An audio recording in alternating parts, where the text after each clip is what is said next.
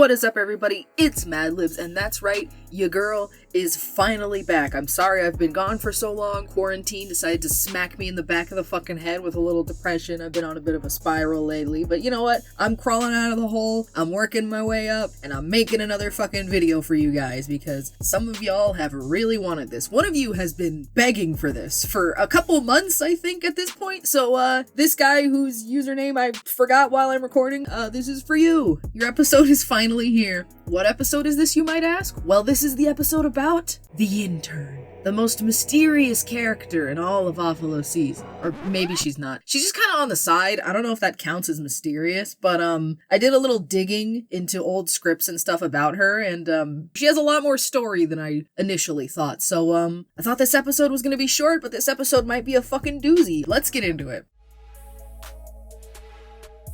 Now we're gonna do this episode a little bit different. Usually I do the character, like who they are, their backstory, and then the main story in, the story of the garbage fire that is Code Red. I have to do it a little differently for her. We're gonna do her character, her main story, and we're gonna do her backstory last, because her backstory...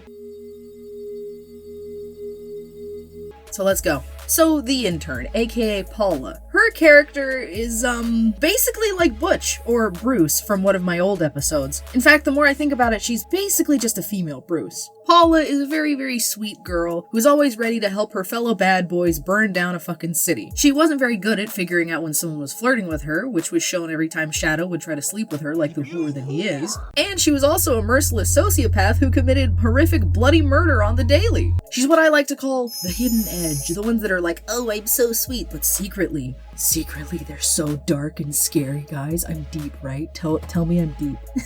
Her character is very short, but the main story will hopefully make up for it, which is what we're moving on to. You see, Paula, she was just a normal girl making her way in the big city by being an intern at a terrorist organization named Sinister. I can already see her story airing on the CW. So she was just over there at Sinister, the worst named terrorist organization in history. She was doing her thing, getting coffee for the hitmen, making copies of the nuclear bomb plans, cutting out magazine letters for all their ransom notes. The huge. And you guys might be wondering, why did this random, I think, 21-year-old want to be an intern for a national enemy of the country? Of the world, actually. Well, it's because she looked up to them, of course. She always loved their organization, and she's always loved Randy. I mean, not in that way. She's always looked up to him as a bit of a personal hero, all the way from back when he was a WPC agent, all the way up to now when he's completely betrayed everybody he ever loved and just joined something that wants to destroy the world. She was basically a Randy fangirl. Didn't know he had those, but I mean, he has them in real life, so why not have him in the fictional world too? Because of this, she was just ecstatic when Randy himself decided to pick her out of every other intern to join him in his weird-ass mission to move in with a ragtag group in the middle of the woods. She happily accepted, and that's how Paula became an honorary member of the bad boy crew.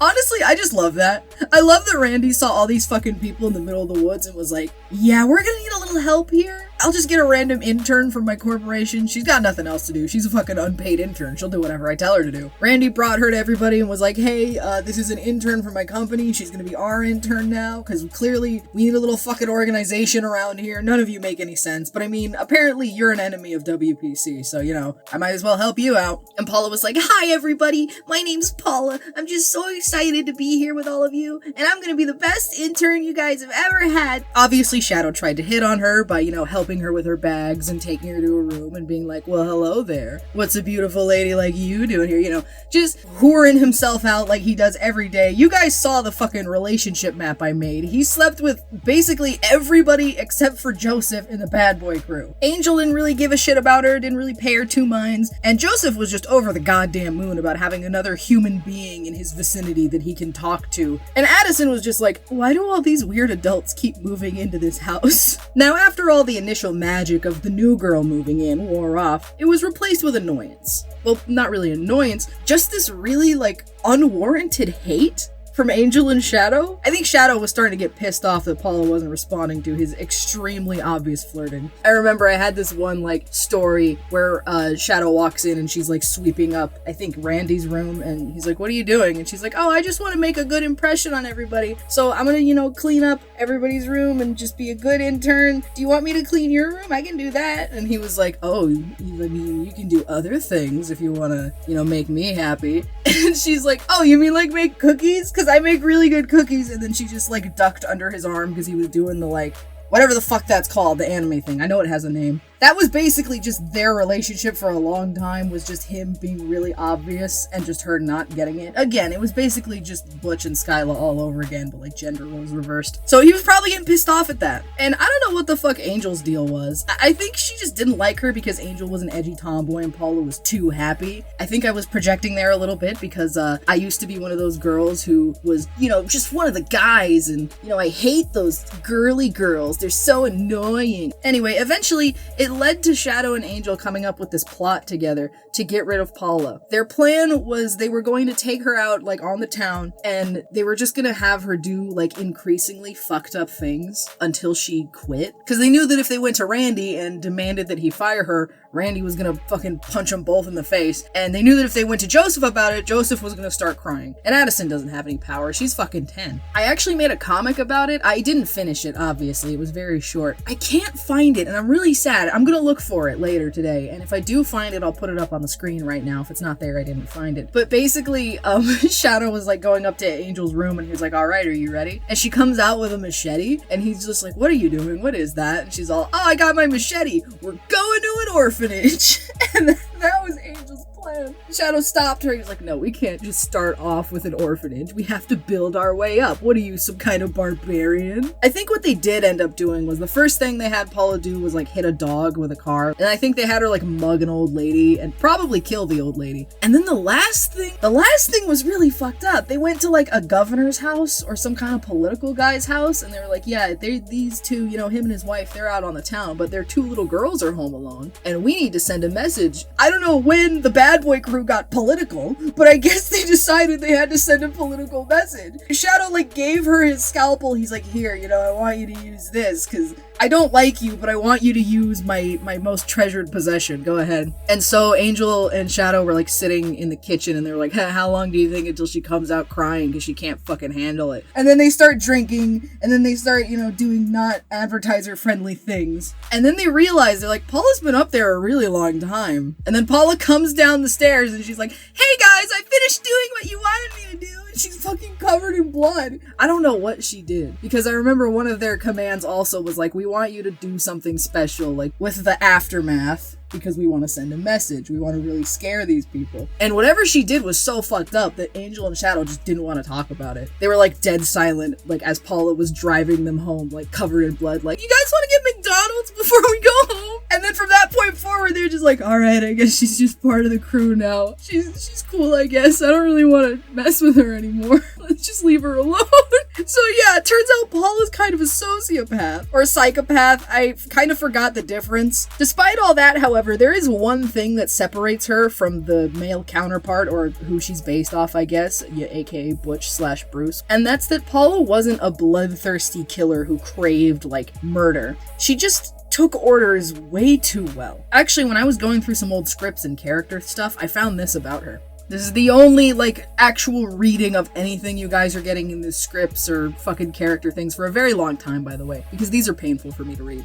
Okay, Paula. She's sort of like the intern to the rest of the group, Shadow, Angel, Joseph, and Randy. Randy only grabbed her out of the rest of Sinister because she was there and they needed someone to help with smaller things. She's very bubbly and excitable and will do anything to help because she really looks up to Randy and the others and wants to be part of their bigger projects. She looks up to and respects Angel the most. I actually don't remember that. I guess she respected Angel the most after meeting her. As sweet as she seems, she's very dangerous and will do anything the others tell her to do. She feels no remorse in killing and treats others' lives like nothing. And then in the parentheses somewhere early middle-ish is when she was supposed to be introduced. So it wasn't that Paula wanted to hurt people or that she got joy out of it. It's just that the empathy switch in her brain was like turned off. I don't know how that works though, because she was supposed to be like really nice to everybody and always wanted to make people happy, and she was kind of a people pleaser. But when it came to human lives, the empathy just was not there. So after that, obviously Shadow and Angel decide to just accept her into the group because I guess she's just as fucked up as everybody else. And she just kind of tags along with everyone in their adventures. You know, she does the small stuff, she gets some stuff, does the kind of grunt work, and is kind of a villain company intern like she was before, you know? She called everybody boss and sir and ma'am and was just basically an employee. Well, that is except for a couple things. The first thing is that I decided to ship her with Angel about halfway through my process of making this. There wasn't really a reason, I just felt like the bad boy crew needed some lesbians. I mean, there was already a gay villain couple, might as well throw in a lesbian villain couple with zero chemistry that's basically a watered down version of the first one. You know, the happy-go-lucky oblivious one falls for the angry damaged one with a past that makes them distrust people. Now, some of you who have either been binging or following this series, which by the way, thank you guys, I love you guys extra hard, would ask, but Libby, I thought Angel was with Shadow. What happened to their ship? Just kind of stopped. I don't mean I made it not canon. It was still very canon. Eventually, I think Angel just kind of dumped Shadow for Paula, like, aka the other girl that he was sleeping with. Basically, Shadow got kicked out of the three-way that he started. That's gonna really suck. You bring them together and you're like, hey, maybe the three of us, you know, and then you get kicked out.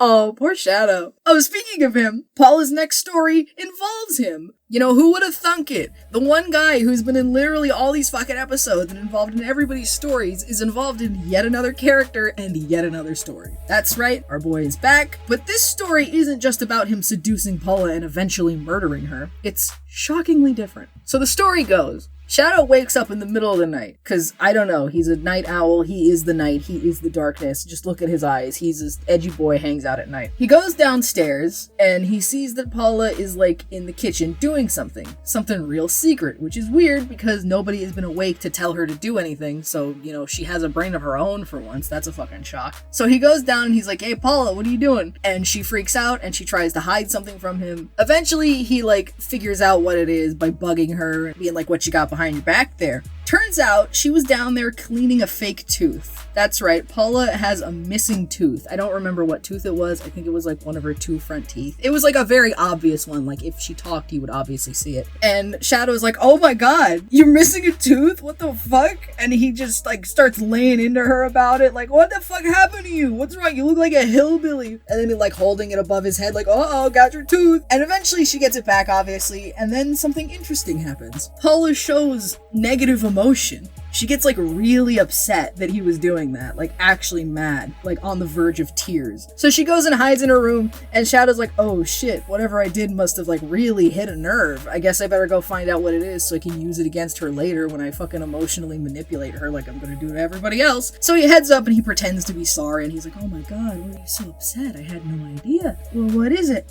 And I'm going to put a trigger warning up on the screen because I got really unnecessarily dark with this part of the story. So it turns out what I had planned was that Paula was the victim of sexual assault. I think it was like in a club when she was very young, because she was 21 in the story, or she was in her early 20s in the story, so like maybe 17, 18. And while it was happening, she got her tooth knocked out. And it's a very, very sensitive subject for her, obviously, as it would be for anybody who has been through that kind of trauma. God, I really don't like that that's where I went with it, because I didn't go there with the story because I was like, oh yeah, you know, this is part of her character. I just did it because I was like, oh yeah, something super dark must happen to her. Oh, I'll just pick the worst thing that you could possibly do to another human being and just throw it in the story like it's nothing. Oof, I really don't like that that's what I did. In the words of my good boy, Crimson wrote, well, he's not my boy, but, you know, I think he's cool. If you can use anything other than rape, don't use rape. She tells Shadow that story. I don't know why, because to her that he's just her boss, but she tells him that that's why she got upset, because the tooth represents something really important for her and she doesn't want anybody to know about it. And then something happened. Something magical. Something that has never happened in the history of Code Red before. Shadow felt guilty.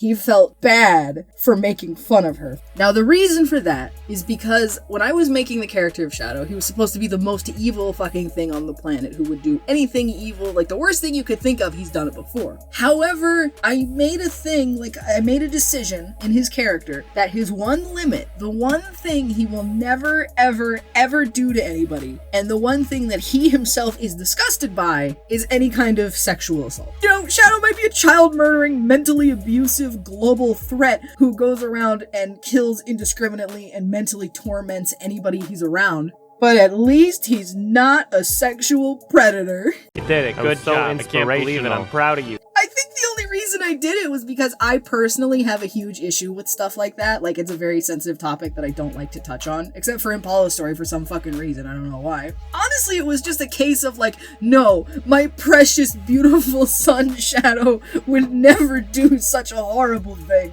Anyway, back to the original. I just thought that was a funny little tidbit. Shadow hears this story, and he feels like guilt and shame, and he has not felt that in 4 years, so he doesn't know how to deal with it. In fact, the guilt was so strong that Shadow decided he had to do something to make Paula forgive him for being such an asshole. And how is he gonna get her to forgive him? A road trip! That's right, there was a story where Paul and Shadow, without the rest of the crew, went on a road trip. A road trip to go hunt down and murder Paula's abusers. I don't know how he found them, because Paula never told him their names. She didn't know their names. They were like two strangers in a club. She didn't tell him what they looked like, but Shadow, with his big boy brain, somehow found them. And he was like, Paula, we're going on a trip. And then like halfway through the trip, he was like, all right, Paula, I have to come clean. I've found those guys that did that thing to you, and I am just heated. We're gonna go kill them and destroy their lives. How does that sound? And Paula was like, I guess that sounds good. Let's do that. So they went on this nice little road trip. They go and find them. I didn't really write too much for their road trip. I just wanted it to be a thing that happens. They kidnap them, and then Shadow's like, here, Paul, I'll let you do whatever you need to do, and I'm gonna leave the room, because this is not my fight. This is not my battle. This is yours. This is all you. So they finish that. They start driving back home. I think they stay at like a hotel or something, because, you know, it's gonna take a few days, because I think the guys were like on the other side of the country. And Paul is out on the balcony, like looking out dramatically, thinking about what just happened. And Shadow goes up to her. I think he gives her like a piece of paper, and another thing happened that has never happened and never will happen again in the history of Code Red and Shadow's character. Shadow apologized.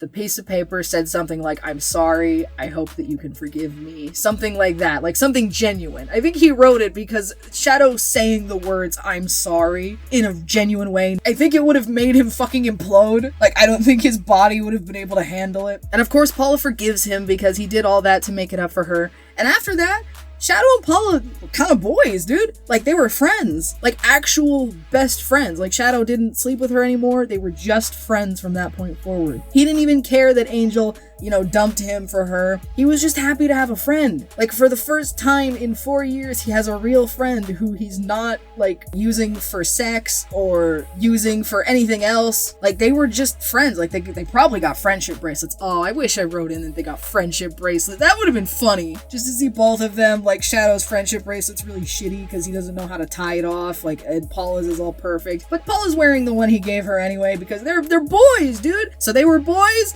and then Paula fucking dies. Yeah, that's right. Paula gets fucking murdered, not by Shadow. She gets murdered by Allie, the leader of WPC. You see, after Shadow had the brilliant idea of kidnapping and brutally murdering and torturing the daughter of the boss of a worldwide secret agency that already hates him, he decided to get Paula to help him hide out and plan his next move. Or maybe he moved her and Angel into the hideout to get both of them to help, because this was after both Joseph and Randy were dead and Addison wasn't even part of this anymore. I don't remember this part of the story, I'm gonna be honest. Pretty fuzzy to me. But you know what isn't fuzzy is the way that Paula died. Allie is stalking around where the three of them or the two of them are hiding. And she hides in, like, I think the roof of an elevator, like outside the emergency exit. And Paula gets into the elevator and she's just chilling. And then Allie fucking jumps down and like wraps a rope around her neck. And just, if I remember correctly, she pulls it so hard that Paula's neck like cracks and she just fucking dies immediately. And there was a camera in that elevator and Shadow fucking saw that. And he just fucking dipped. He was just like, you know what, maybe having one genuine friend isn't really that good of a move for me after all. This is kind of why I can't have nice things. And you know, all of this is starting to make me realize something. Angel is the only, like, active member of the bad boy crew who survives until the end of Code Red. I mean, Joseph got shanked by Butch. Randy killed himself by running into enemy fire after Joseph died. Paula got her neck fucking snapped. Addison got taken away by WPC and put into foster care or something, or maybe she just hung out at WPC, I don't remember. Shadow just fucking ceased to exist. He just Thanos snapped right out of there and turned back into Kyle. And Angel's just like, she was just there. I don't think I ever made an ending for her now that I think about it. I think she just lived out the rest of her days in Joseph's rundown woodland house. I mean, she's a mutant with big wings. She can't just go back out into society. Especially since she's part of the bad boy crew. She was basically part of Sinister. The entire world knows her as a national criminal. She doesn't even have her old mutant friends anymore because she cut ties with them by joining Sinister because they were all eventually part of WPC. So she just stayed there in the darkness in the woods, living the life that Joseph lived, but no child to comfort her, no nobody. Just the graves of her friends in the backyard and the memories of a guy who doesn't even exist anymore, just left to die. God, that's fucking dark. Honestly, I think the reason I kept killing off the bad guys like that was because I had no idea how to end their arcs. I didn't know how to actually come up with a genuine conclusion for any of them. So I was like, just kill them off. They can't be bad guys in the stories anymore if they're fucking dead. Except for Shadow. Shadow got a redemption arc and a loving wife and family at the end of the story. Because the world is unfair and the truly evil ones never get punished. Well, now that I've made you all extremely sad, it's time for Paula's backstory. Now, I'm not counting the thing that happened to her, like with her tooth and all that, as part of her backstory, by the way, because that was a last-minute thing I just yote in there. It wasn't really part of anything. So, let's get started.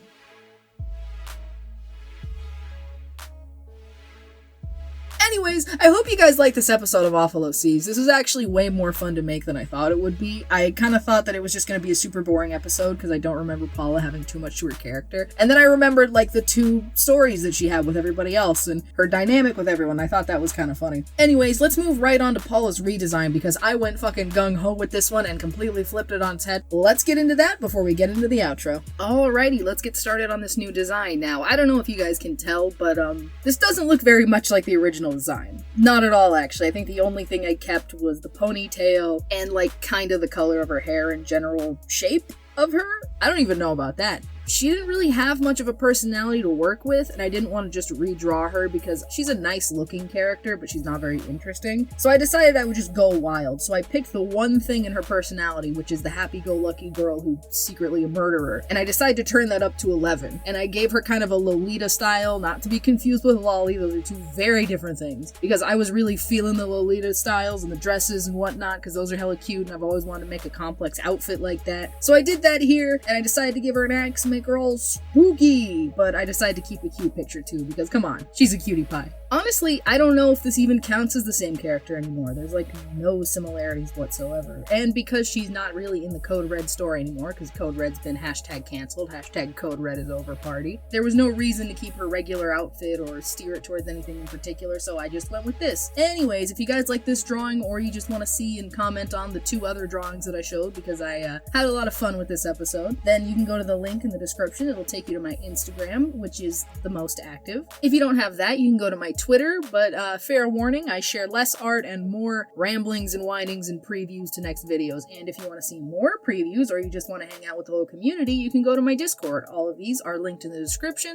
And yeah, I hope you guys liked the really long episode. I was going to split this into 2 videos like I usually do when something goes over 20 minutes, but I don't know, I just felt like this was better as one mega episode, maybe to help y'all get through quarantine, or maybe just because I felt like it would be kind of weird to split this one up. I couldn't really find a good spot to split it up. So I hope you guys liked it. I might do more mega episodes in the future if you guys like this one. If not, I'll go back to splitting them in 2. Either way, thanks for watching. Don't forget to like, comment, definitely don't forget to subscribe and join the madness. See ya!